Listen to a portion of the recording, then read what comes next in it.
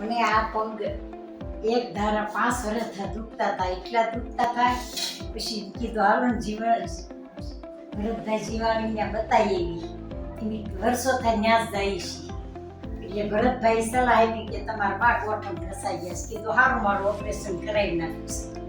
તે ઓપરેશન કરાવ્યું, પણ એનો હાથ એટલો હળવો ને તે મને એકદમ આમ એટલો પગ સારો થઈ ગયો. પછી 4 મહિના થયા ને ત્યાં મેં બીજા પગનું કરાવી નાખ્યું, 2 પગનું કરાવી નાખ્યું. અત્યારે મને નવું જીવન આપ્યું ભરતભાઈ, અને મને આ 2 પગનું એટલું સારું છે કે ડૉક્ટર ભરતભાઈને હું તો મોટો આભાર માનું છું કે મને નવું જીવન આપ્યું.